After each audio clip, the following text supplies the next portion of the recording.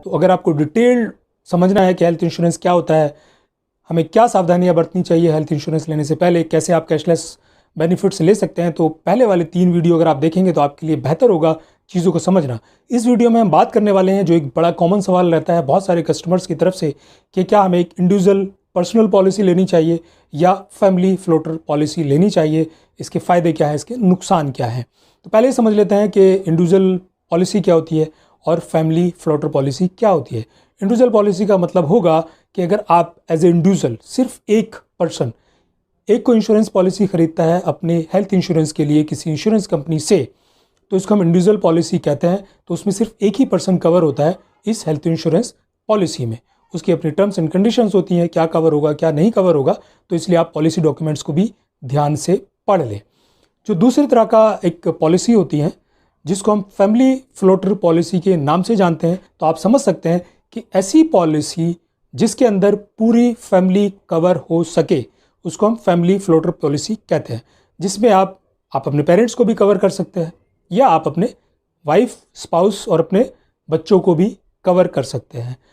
उसका बेनिफिट यह है, उसका फ़ायदा यह है कि आप जब इंडिविजुअल पॉलिसी खरीदेंगे हर एक पर्सन के लिए, मान लो आपकी फैमिली में 5 लोग हैं, अगर आप 5 पॉलिसी खरीदेंगे तो एक तो उनको मेंटेन करना मुश्किल होगा और दूसरा उसका प्रीमियम अमाउंट कहीं ज़्यादा होगा फैमिली फ्लोटर के प्रीमियम अमाउंट से। तो अगर आप एक साथ 5 लोग एक ही पॉलिसी खरीदेंगे तो आपका प्रीमियम अमाउंट कम होगा, लेकिन आप जहाँ पे आपने 5-5 लाख रुपए की मान लो 5 पॉलिसी खरीदी थी, यहाँ पे आप अकेले 10 लाख रुपए की या 5 लाख रुपए की एक पॉलिसी खरीद सकते हैं। और जितना भी ये सम इंश्योर्ड है, आप 5 लाख का खरीदें या 10 लाख का खरीदें, वो किसी एक फैमिली मेम्बर पे एक साथ भी इस्तेमाल हो सकता है। और अगर बाद में पैसा बचता है या मान लो किसी फैमिली मेम्बर पे 1 लाख रुपया खर्च हो गया, तो बाकी जो बचा अमाउंट है वो बाकी दूसरे फैमिली मेम्बर्स पे भी ज़रूरत के समय खर्च हो सकता है। तो इसका ये बड़ा फ़ायदा होता है, इसको मेंटेन करना आसान होता है और इसमें आपको कवरेज भी मिलता है। कंडीशन यही है कि आपको हर साल समय रहते बिना पॉलिसी लैप्स हुए इसको रिन्यू करा लेना चाहिए। एक ये मिथ होता है कि जो हम पैसा दे रहे हैं वो हमें वापस मिलेगा, ऐसा नहीं होता है। हेल्थ इंश्योरेंस में जो आपने पैसा दे दिया वो हेल्थ इंश्योरेंस पॉलिसी के पास रहता है। हाँ, जब समय पे ज़रूरत पड़ती है तो हेल्थ इंश्योरेंस कंपनी उसके बदले आपको बड़ा अमाउंट पे करती है।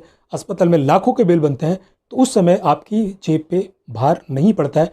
तो इसलिए आप हमेशा फैमिली फ्लोटर पॉलिसी पे ही जाएं, वो आपके लिए ज़्यादा फ़ायदेमंद होगी और आपके परिवार को भी कवरेज मिल जाएगा। तो मुझे उम्मीद है आपको वीडियो अच्छा लगा होगा। अगर वाकई ये वीडियो आपको अच्छा लगा हो तो उसको ज़्यादा से ज़्यादा लोगों को वाइडली शेयर कर लें। अगर चैनल पे पहली बार आए हैं तो चैनल को सब्सक्राइब भी कर लें, बेल आइकन का बटन दबाना ना भूलें, सो दैट आपको इस तरह के सारे इन्फॉर्मेटिव वीडियो और आगे आने वाले वीडियो सीरीज़ के समय पे आपको मिलते रहें। Thank you.